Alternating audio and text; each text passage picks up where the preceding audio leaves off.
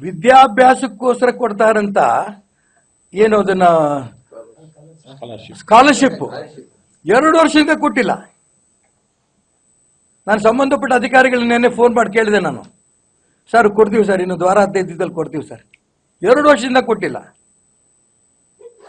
ನಮ್ದು ಒಂದೇ ಜಿಲ್ಲೆನಲ್ಲಿ ಹತ್ತತ್ರ 38,000 ಜನ ಇದ್ದಾರೆ,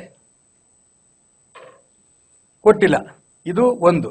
ಅದೇ ರೀತಿ ಕಟ್ಟಡ ಕಾರ್ಮಿಕರ ಮದುವೆ ಆಗತ್ತಲ್ಲ, ಅವ್ರಿಗೆ ದುಡ್ಡು ಕೊಡಬೇಕು, ಅದು ಕೊಟ್ಟಿಲ್ಲ. ಡೆಲಿವರಿ ಆಗತ್ತಲ್ಲ ಹೆಣ್ಮಕ್ಳಿಗೆ, ಅದ್ರ ದುಡ್ಡು ಕೊಟ್ಟಿಲ್ಲ.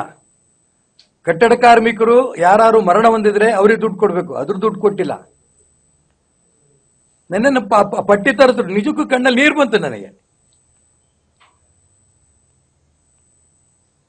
ಹೀಗೆ ಬಡವರ ಪರವಾಗಿ ನಾವು ಈ ಒಂದು ಹೋರಾಟ ಇವತ್ತು ಶುರು ಮಾಡಿದ್ದೇವೆ. ಇದು ನಾವು ಈಗ ಇವರಿಗೆ ಮನೆಗಳು ಸಿಗೋ ತನಕನೂ ನಮ್ಮ ಹೋರಾಟ ನಿಲ್ಲಿಸಲ್ಲ. ಇದು ಮೊದಲನೇದು.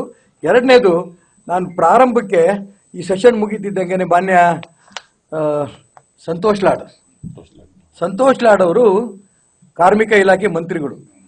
ಅವ್ರ ಗಮನಕ್ಕೆ ಬಂದಿದೆಯೋ ಬಿಟ್ಟಿದೆಯೋ ನನಗಂತೂ ಗೊತ್ತಿಲ್ಲ.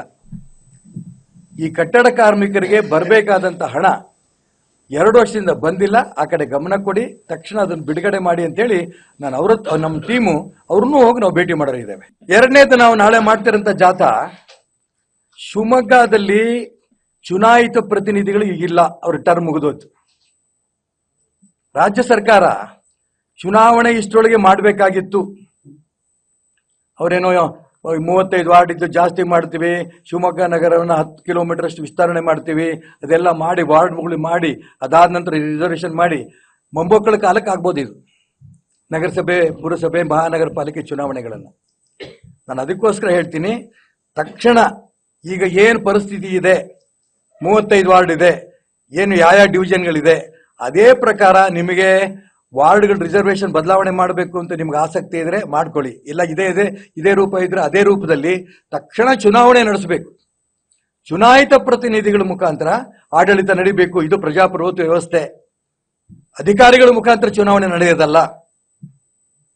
ಯಾವುದೇ ಈ ಊರಲ್ಲಿ ಅನೇಕ ಕಡೆ ಕುಡಿಯೋ ನೀರಿಲ್ಲ ಮಳೆಗಾಲದಲ್ಲಿ, ಯಾರಿಗೆ ಫೋನ್ ಮಾಡಬೇಕು? ರಸ್ತೆಗಳಂತೂ ಎಲ್ಲ ಗುಂಡಿ ಬಿದ್ದೋಗಿದೆ, ಯಾರಿಗೆ ಕೇಳಬೇಕು? ಅದಕ್ಕೋಸ್ಕರ ರಾಜ್ಯ ಸರ್ಕಾರಕ್ಕೆ ನಾಳೆಯ ನಮ್ಮ ಹೋರಾಟದಲ್ಲಿ ಮಹಾನಗರ ಪಾಲಿಕೆಗೆ ತಕ್ಷಣ ಚುನಾವಣೆಯೂ ನಡೆಸಬೇಕು ಅನ್ನೋ ಒಂದು ಒತ್ತಾಯವನ್ನು ಇಟ್ಕೊಂಡು ನಾವು ನಾಳೆ ಹೋರಾಟ ಮಾಡ್ತಾ ಇದ್ದೀವಿ.